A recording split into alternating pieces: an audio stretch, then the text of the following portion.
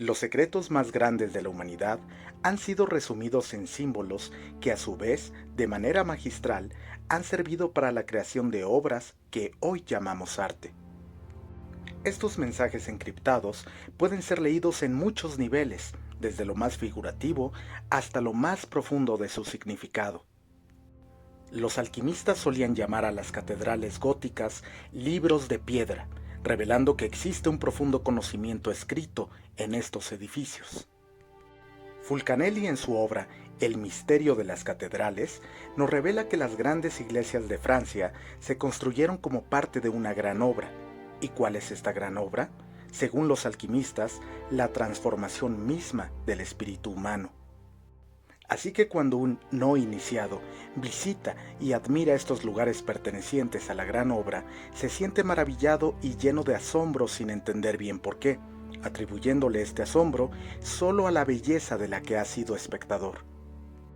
La gran obra ha sido expresada en piedra, literatura, artes visuales y en todos los medios artísticos tradicionales, pero a partir de las nuevas tecnologías derivadas de la revolución industrial hasta nuestros días, el medio de divulgación del conocimiento hermético ha tenido que cambiar.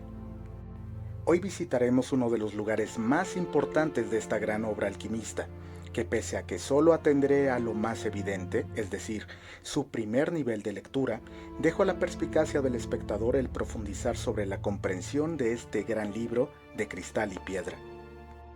En el siglo I a.C., la tribu de los Parisi, que vivían a la orilla del río Sena, y llamados así por sus templos dedicados a la diosa egipcia Isis, Par, templo, Isi, Isis, se instalaría en una de las islas en medio del río Sena, la que será llamada hasta nuestros días la isla de la Cité, creando en aquel momento la ciudad de Lutecia. Y en el siglo V después de Cristo, la ciudad tomará el nombre de París. En el siglo VI, Clodoveo, primer rey de los francos, instala en el Palacio de la Cité su residencia real. Su hijo, Childeberto, hace construir la primera catedral de París, Saint-Germain-des-Prés. A finales del siglo X, Hugo Capeto, primer rey de los Capetos, establece su consejo y administración dentro del palacio, que se convierte así en sede del poder real. El Palacio de la Cité será residencia y sede del poder de los reyes de Francia desde el siglo X hasta el siglo XIV.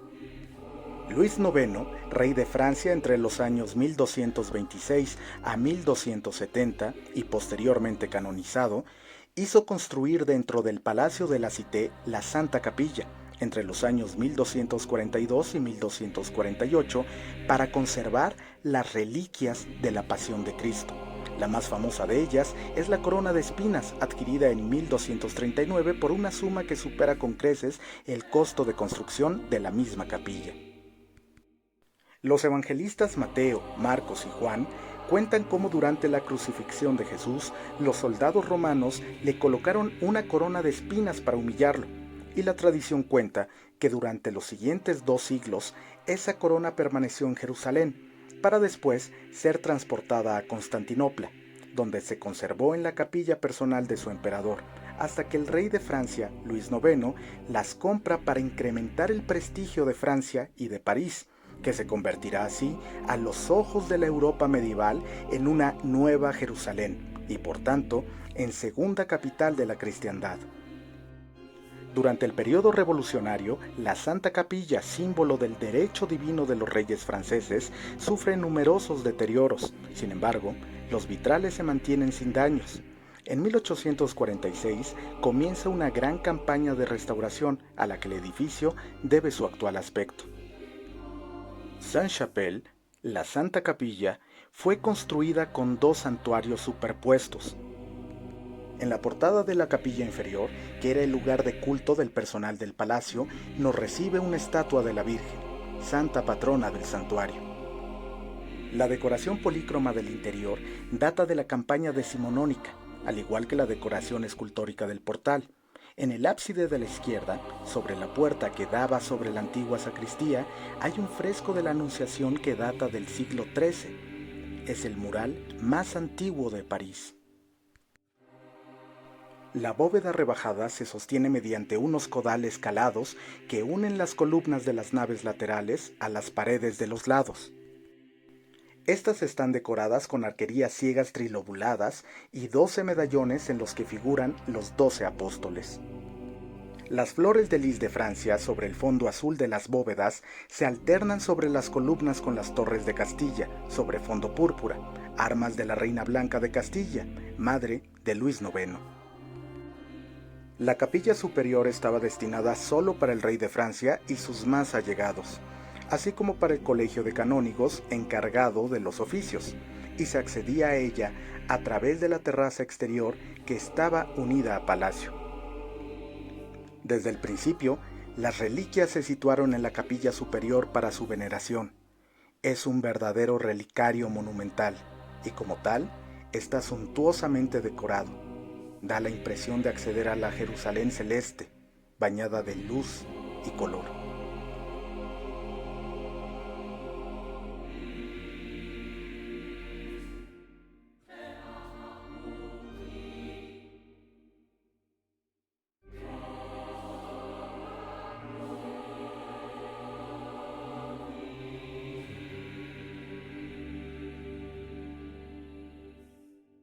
La bóveda de la capilla alta tiene una altura de 20 metros y medio, con una longitud de 33 metros por 10 metros y medio de ancho.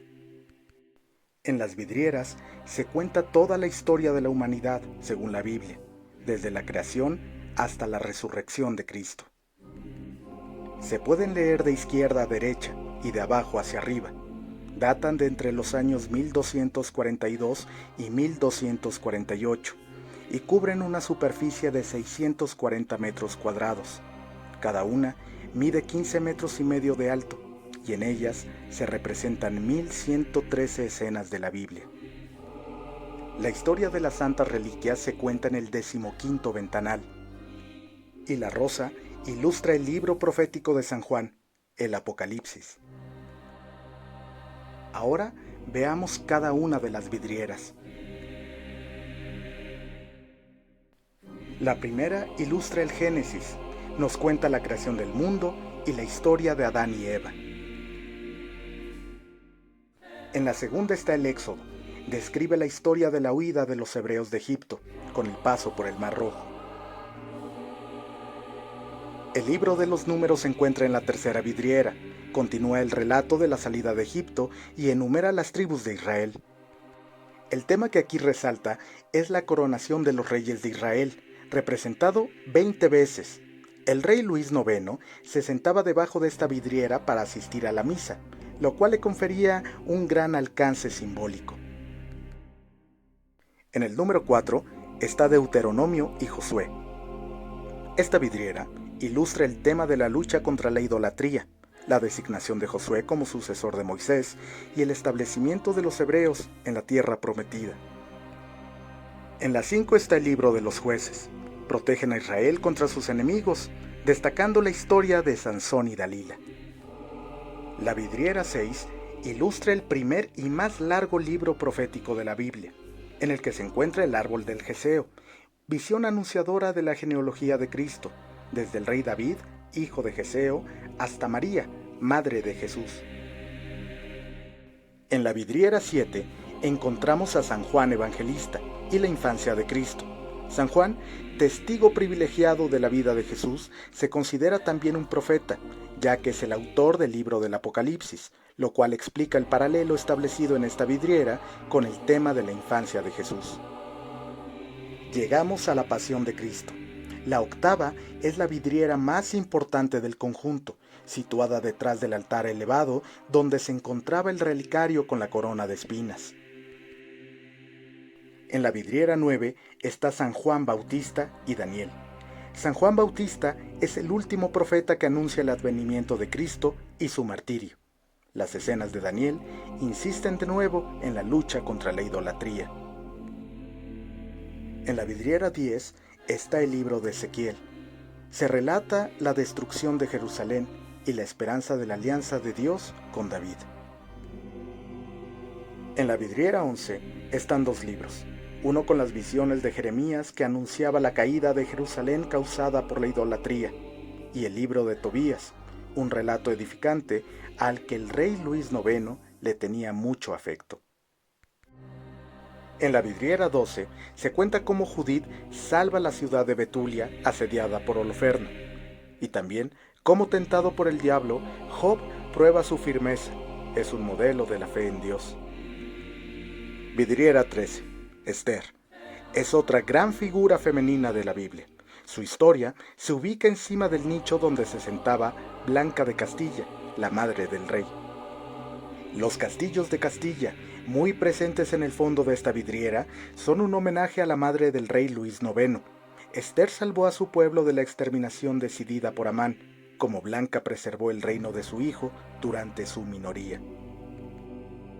En la posición 14 se reúnen 4 libros de la Biblia, Samuel y los Reyes, que describen la historia de las monarquías de Israel. En ella se pone de manifiesto particularmente las figuras de los reyes Saúl, David y Salomón. Por último, está la historia de las reliquias de la Pasión.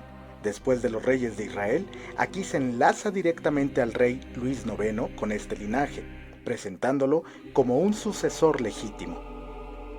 Los vitrales de esta ventana relatan el descubrimiento en Jerusalén de las reliquias por Santa Elena, madre del emperador Constantino, su compra por el rey Luis IX y por último su instalación en Saint-Chapelle. Y la imponente rosa, con un diámetro de 9 metros y ubicada por encima de la puerta principal, ilustra el Apocalipsis de San Juan, símbolo del final de los tiempos. Este era para el rey Luis IX una manera de recordar su misión, conducir y guardar a su pueblo hasta el juicio final.